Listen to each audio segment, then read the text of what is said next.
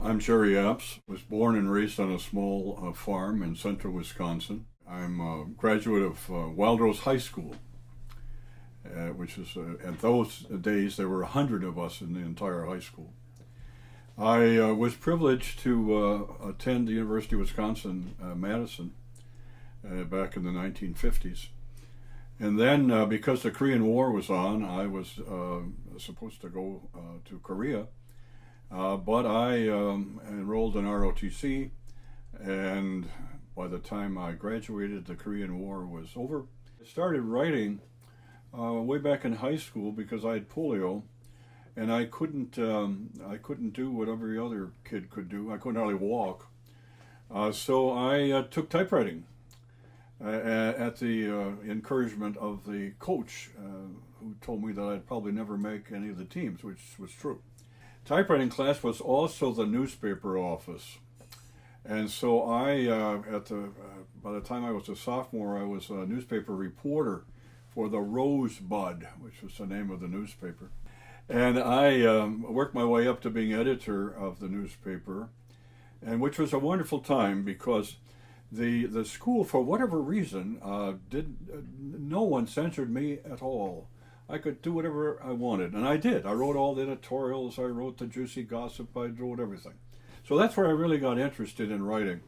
And then I really didn't get back to it very much, having then I spent 10 years in the Army on active duty and reserve. And well, when I started working as an extension agent, I was writing weekly columns, a weekly column for a daily newspaper and a weekly column for half a dozen weekly newspapers, plus doing at least one TV show a week and 2-3 radio programs a week. So I loved it. That was just most interesting time. Then here to Madison as publications editor, I did that for 2-3 years and decided that I'd rather be writing my own material than editing somebody else's. And I had a chance to become a professor at the university. I along the way met a fellow by the name of Robert Gard, who was a folklorist at the university. And Bob took me under his wing once I shared some of my writing with him, and he got me into book writing. So my very first book, The Land Still Lives, was published by Bob Gard's little publishing house called Wisconsin House. And Gaylord Nelson wrote the intro to it.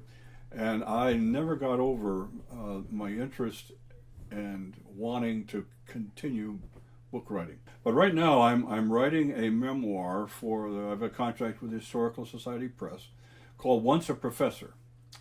And they wanted me to write about the years when I was teaching. I taught all through the civil rights, Vietnam, environmental protest movement. I've got more stories than you can imagine. Tear gas twice in my office in one day, for example, in Ag Hall, during that time. Well, as I've got most of the manuscript finished, but I'm now working on the last chapter. For every book that I work on, I keep a notebook for that book.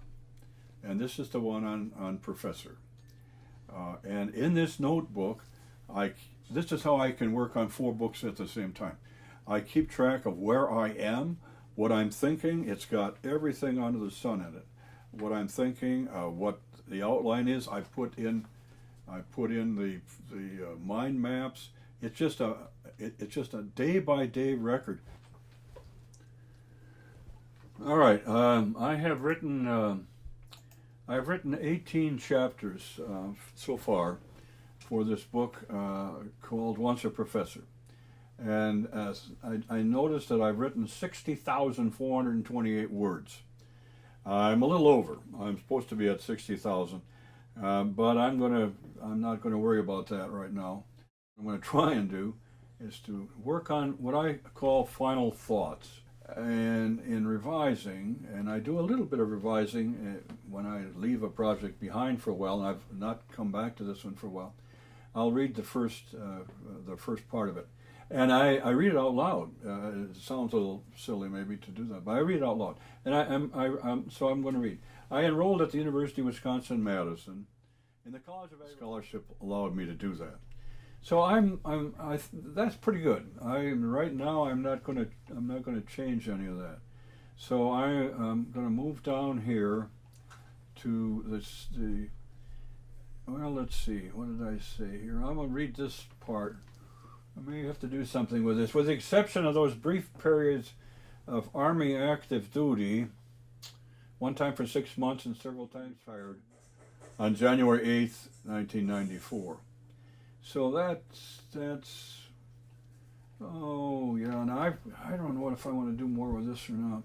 One of the things that trouble me right now is in our contemporary society, a bunch of people don't seem to understand what a university is all about. So I did a little research, and I wrote the word university comes from the Latin, and I can't pronounce it, universitas something or another, which roughly means community of teachers and scholars. You know, that's kind of interesting. I need to say some more about the purpose, and well, today, the purpose of higher education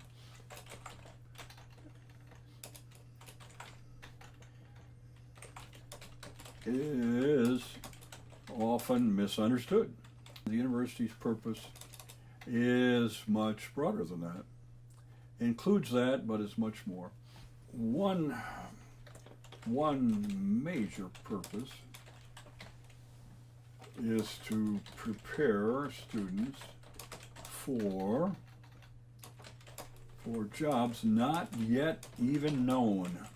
This requires a focus on both critical and creative thinking. Okay, what else have I got here? Additionally,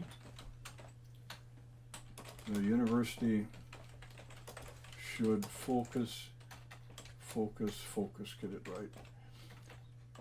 Focus on the development of communication skills. Come on. Such as writing and speaking. So I've been writing full time now for a long time.